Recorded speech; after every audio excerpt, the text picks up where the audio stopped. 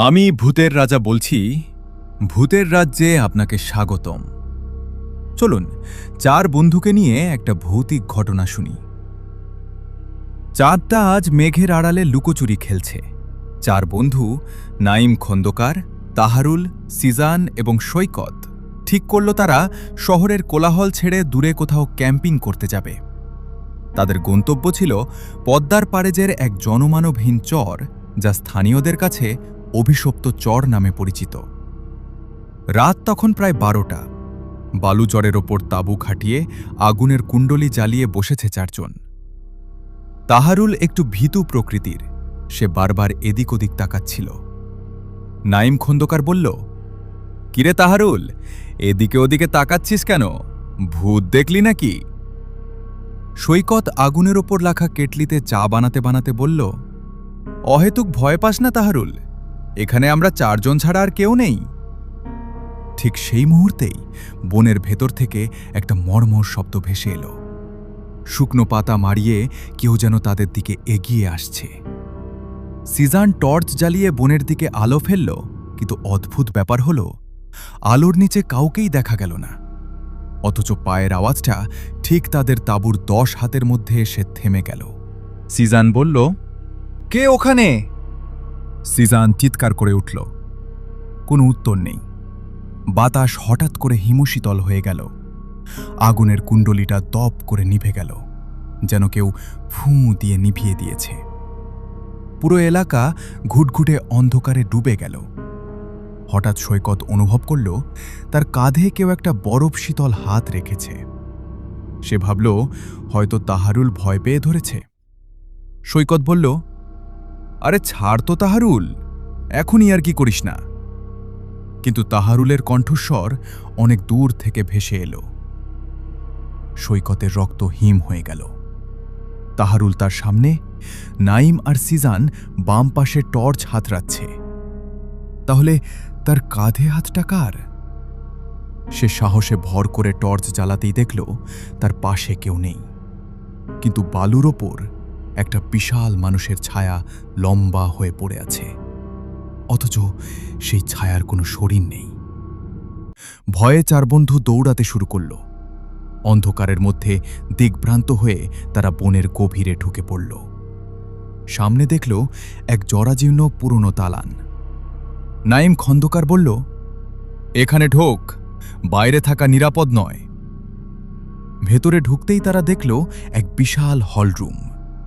ধুলোয় ঢাকা আসবাবপত্র আর দেয়ালে টাঙানো পুরনো কিছু তৈলচিত্র। একটা ছবির দিকে তাকিয়ে সিজান থমকে গেল।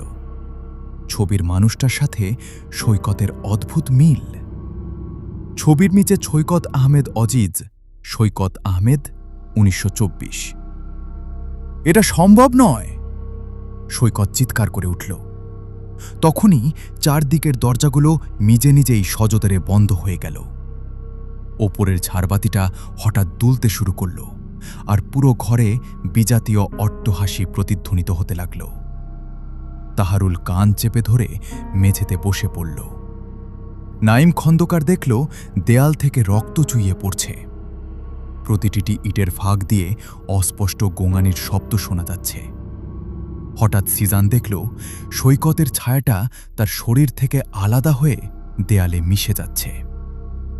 সৈকতের কণ্ঠস্বর পাল্টে গেল। সে গম্ভীর গলায় বলল, তোরা এখানে কেন এসেছিস? তোদের সময় শেষ। সৈকতের চোখ দুটো দপ করে লাল হয়ে উঠল। তাহারুল আর নাইম বুঝতে পারল এটা তাদের বন্ধু সৈকত নয়, অন্য কিছু। তারা মরিয়া হয়ে দরজায় ধাক্কা দিতে লাগল। সিজন তার পকেটে থাকা একটা ম্যাচ জ্বালিয়ে পুরনো পর্দার ওপর ছুঁড়ে মারল। আগুন জ্বলে উঠতেই এক বিকট চিৎকারে চারদিকের সব আয়না ভেঙে চুরমার হয়ে গেল। পরদিন সকালে জেলেরা চরের পাড়ে 3 জনকে সংজ্ঞাহীন অবস্থায় দেখতে পায়, নাইম খন্দকার, তাহারুল এবং সিজান। কিন্তু সৈকতকে সেখানে কোথাও খুঁজে পাওয়া যায়নি। তারা যখন সুস্থ হয়ে পুলিশকে নিয়ে সেই জমিদার বাড়িতে গেল, তারা দেখল সেখানে কোনো বাড়িই নেই। শুধু বালুর উপর পড়ে আছে সৈকতের চশমাটা আর একটা আধ পোড়া ডায়েরি। সবচেয়ে ভয়ের ব্যাপার হল ডায়েরির শেষ পাতায় নতুন করে কারো হাতের লেখায় লেখা ছিল, পরের বার নাইম খন্দকারের পালা। পুলিশ আর গ্রামবাসী যখন চলে গেল, নাইম খন্দকার, তাহারুল আর সিজান স্তব্ধ হয়ে দাঁড়িয়ে রইল। সৈকতের নিখোঁজ হওয়াটা তারা কোনোভাবেই মেনে নিতে পারছিল না। নাইম কাঁপা কাঁপা হাতে সেই আধপোড়া ডায়েরিটা তুলে নিল। ডায়েরির পাতাগুলো উল্টাতেই তাদের রক্ত হিম হয়ে গেল। প্রতিটি পাতায় তাদের চারজনের ব্যক্তিগত জীবনের এমন সব তথ্য লেখা যা কেবল তারা নিজেরাই জানত। হঠাৎ সিজান লক্ষ্য করল ডায়েরির পাতায় নতুন করে লেখা ফুটে উঠছে। কোনো কলম নেই, কোনো হাত নেই, যেন অদৃশ্য কোনো শক্তি কালির আঁচড়ে লিখে চলেছে। সে একা ফেরেনি। সেদিন রাতে ৩ বন্ধু নাইমের বাসায় আশ্রয় নিল। কেউ ঘুমাতে পারছিল না। রাত তখন ঠিক ৩টা। ড্রয়িং রুমের কলিং বেলটা বেজে উঠল। এই অসময়ে কে আসতে পারে? তাহারুল ভয়ে কুঁকড়ে গেল। নাইম সাহসে ভর করে দরজার ছিদ্র দিয়ে উঁকি দিল। বাইরে দাঁড়িয়ে আছে সৈকত। তার পরনে সেই আগের রাতের ছিঁড়ে যাওয়া পোশাক, গায়ে বালু মাখা। কিন্তু তার মুখটা নিষ্প্রাণ, যেন মাটির তৈরি কোনো মূর্তির মতো স্থির। নাইম দরজা খুলতেই সৈকত ভেতরে ঢুকে এলো। তার হাঁটার শব্দে কোনো আওয়াজ নেই। সে সরাসরি গিয়ে ডাইনিং টেবিলের একটা চেয়ারে বসল। সৈকত কোনো কথা বলল না। সে শুধু নাইমের দিকে তাকিয়ে এক অদ্ভুত হাসি দিল। সেই হাসিতে কোনো বন্ধুত্ব ছিল না, ছিল এক আদিম হিংস্রতা। হঠাৎ ঘরের সব আলো নিভে গেল। অন্ধকারের মধ্যে তাহারুল আর সিজান অনুভব করল সৈকতের শরীর থেকে এক ধোঁয়াটে কালো ছায়া বের হয়ে সারা ঘরে ছড়িয়ে পড়ছে। নাইম চিৎকার করতে চাইল, কিন্তু দেখল তার কণ্ঠস্বর হারিয়ে গেছে। সে মুখ খুলছে, কিন্তু কোনো শব্দ বের হচ্ছে না। দেয়ালে টাঙানো আয়নায় সিজান দেখল এক বীভৎস দৃশ্য। আয়নায় সৈকতের কোনো প্রতিবিম্ব নেই, বরং সৈকতের জায়গায় দাঁড়িয়ে আছে একটি কঙ্কাল, যার মাথাটা ভাঙা এবং ঘাড়টা অদ্ভুতভাবে একপাশে ঝুলে আছে। আর সেই কঙ্কালটার হাত এখন নাইমের গলার দিকে এগিয়ে যাচ্ছে। হঠাৎ সেই নিস্তব্ধ ঘর কাঁপিয়ে এক গম্ভীর কণ্ঠস্বর ভেসে এলো, একটি প্রাণের বদলে একটি প্রাণ। সৈকত ফিরে এসেছে, কিন্তু তার আত্মা ওই চরেই রয়ে গেছে। এখন তোমাদের মধ্যে একজনকে তার জায়গা নিতে হবে। নাইম খন্দকার দেখল তার পায়ের নিচের মেঝেটা ধীরে ধীরে তরল হয়ে যাচ্ছে। সে বালুর গর্তে তলিয়ে যেতে লাগল, ঠিক যেমনটা সেই চরে হয়েছিল। তাহারুল আর সিজান তাকে টেনে ধরার চেষ্টা করল, কিন্তু তাদের হাত নাইমের শরীরের ভেতর দিয়ে চলে যাচ্ছে, যেন নাইম ধীরে ধীরে ধোঁয়ায় পরিণত হচ্ছে। সৈকতের রূপ ধরা সেই ভূতটি নাইমের কানের কাছে মুখ নিয়ে ফিসফিস করে বলল, আমি তোকে বলেছিলাম না, পরের বার তোর পালা। পরদিন সকালে সিজান আর তাহারুল যখন জেগে উঠল, তারা দেখল তারা নাইমের ড্রয়িং রুমের সোফায় শুয়ে আছে। রোদ ঝলমলে সকাল। সৈকত আর নাইম দুজনেই সেখানে আছে। তারা হাসাহাসি করছে, চা খাচ্ছে, যেন গতরাতের কিছুই হয়নি। সিজান স্বস্তির নিঃশ্বাস ফেলে বলল, উফ, কি ভয়াবহ স্বপ্নই না দেখলাম। সৈকত হাসি মুখে বলল, স্বপ্নই তো, চল আজ আবার সেই চৈচরে যাই, কিছু জিনিস ফেলে এসেছি। তাহারুল হাসতে হাসতে রাজি হল, কিন্তু সিজানের নজর পড়ল নাইমের দিকে। নাইম এক দৃষ্টিতে জানালার বাইরে তাকিয়ে আছে। রোদের আলো নাইমের ওপর পড়লেও মেঝেতে নাইমের কোনো ছায়া পড়ছে না। আর নাইমের গলার কাছে স্পষ্ট দেখা যাচ্ছে 5টি বরফ শীতল আঙুলের কালচে দাগ। নাইম ধীরে ধীরে সিজানের দিকে ফিরল। তার চোখের মণি দুটো এখন পুরোপুরি কুচকুচে কালো। সে ঠোঁটে আঙুল দিয়ে সিজানকে ইশারায় চুপ থাকতে বলল। সিজান বুঝতে পারল তারা আর কখনো সেই চর থেকে ফিরতে পারবে না। সিজানের মেরুদণ্ড দিয়ে এক শীতল স্রোত বয়ে গেল। সে চিৎকার করতে চাইল, কিন্তু দেখল তাহারুন নির্বিকারভাবে নাইমের সাথে চরে যাওয়ার পরিকল্পনা করছে। তাহারুল কি দেখতে পাচ্ছে না? নাইমের কোনো ছায়া নেই, তার চোখের মণি মিশমিশে কালো। সিজানকে পাশ কাটিয়ে নাইম আর তাহারুল দরজার দিকে এগিয়ে গেল।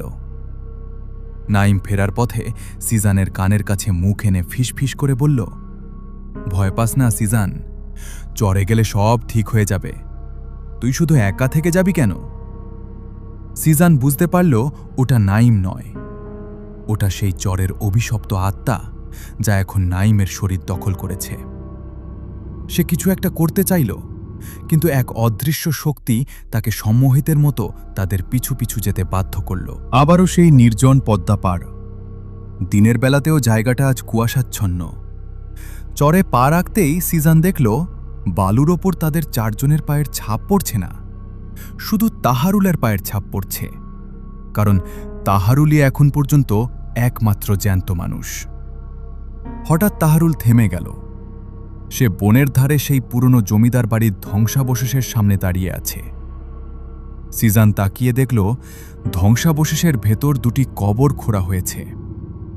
কবর দুটোর ভেতর থেকে দুটি হাত বেরিয়ে এসে তাহারুলের পা চেপে ধরল।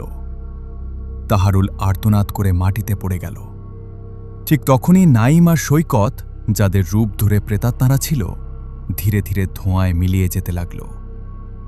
বনের ভেতর থেকে শত শত অশরীরী ছায়া বেরিয়ে এলো। তারা সমস্বরে বলতে লাগল, আমাদের ঘর পূর্ণ করতে চতুর্থ প্রাণটি চাই, চতুর্থ প্রাণটি চাই। সিজান দেখল তার হাত পা অবশ হয়ে আসছে। সে বালুর ওপর লুটিয়ে পড়ল। কিন্তু আশ্চর্যের বিষয়, ছায়াগুলো তাহাকে ছেড়ে তাহারুলের দিকে এগিয়ে যাচ্ছে। তাহারুল চিৎকার করে সিজানকে বাঁচাতে বলল, কিন্তু সিজান নড়তে পারছে না। হঠাৎ সিজান দেখতে পেল আসল সৈকত আর আসল নাইম বনের আড়াল থেকে বেরিয়ে আসছে। তাদের চেহারা বিবর্ণ। তারা সিজানের সামনে এসে দাঁড়াল। সৈকত ফিসফিস করে বলল, সিজান, আমরা মরে গেছি, কিন্তু তোকে বাঁচানোর একটা পথ আছে। তাহারুলকে উৎসর্গ করতে হবে। ওর প্রাণের বিনিময়ে তুই আর আমরা মুক্তি পাব। সিজানের হাতে হঠাৎ একটি পুরনো ছোড়া ফুটে উঠল। তাহারুল তখন বালুর নিচে তলিয়ে যাচ্ছে, তার শুধু মুখটা দেখা যাচ্ছে। সে বাঁচার জন্য সিজানের দিকে হাত বাড়াল। সিজান দ্বিধায় পড়ে গেল। সে কি তার বন্ধুকে বাঁচাবে নাকি নিজের মুক্তি খুঁজবে? ঠিক তখনই নাইম খন্দকার বিকট অট্টহাসি দিয়ে উঠল। তার মুখটা কয়েক হাত লম্বা হয়ে গেল। সে বলল, সিজান, তুই কি সত্যিই ভাবছিস তুই এখনো বেঁচে আছিস? ভালো করে তোর নিজের হাতের দিকে তাকা। সিজান নিজের হাতের দিকে তাকিয়ে আর্তনাদ করে উঠল। তার চামড়া খসে পড়ছে, হাড় দেখা যাচ্ছে। সে বুঝতে পারল সেই প্রথম রাতেই যখন আগুনের কুণ্ডলী নিভে গিয়েছিল, তখনই তারা সবাই মারা গিয়েছিল। কেবল তাহারুলকে এই মায়ার জালে আটকে রাখা হয়েছে, যাতে সে তাদের এই অভিশপ্ত চরে সঙ্গ দেয়। পরদিন সকালে জেলেরা চরে গিয়ে দেখল চার বন্ধু গোল হয়ে বালুর ওপর শুয়ে আছে। সবার মুখে এক অদ্ভুত প্রশান্তির হাসি, যেন তারা কোনো গভীর ঘুমে আচ্ছন্ন, কিন্তু কারো শরীরেই প্রাণের চিহ্ন নেই। সবচেয়ে রহস্যময় ব্যাপার হল, তাদের চারজনের মাঝখানে বালুর ওপর বড় বড় অক্ষরে লেখা ছিল, আমরা এখন আর চারজন বন্ধু নই, আমরা এখন এই চরের অবিচ্ছেদ্য অংশ। কেউ এখানে এলে তাকে আমরা যেতে দেব না, তাকে আমাদের সাথেই রেখে দিব। আজও অন্ধকার রাতে পদ্মার ওই চরে চার বন্ধুর হাসাহাসি আর আগুনের কুণ্ডলী জ্বালানোর শব্দ শোনা যায়। স্থানীয়রা বলে, কোনো পথিক ভুল করে ওখানে গেলে তাকে আর কখনো ফিরে আসতে দেখা যায় না। চার বন্ধু এখন নতুন কোনো বন্ধুর অপেক্ষায় থাকে। আজ এই পর্যন্তই। সবাই ভালো থাকবেন। আপনার সাথে ঘটে যাওয়া কোনো ভৌতিক ঘটনা আমাদের সাথে শেয়ার করুন। আমরা আপনার গল্পটি আমাদের চ্যানেলে তুলে ধরব। আশা করি আপনারা আমাদের পাশে থাকবেন। ধন্যবাদ।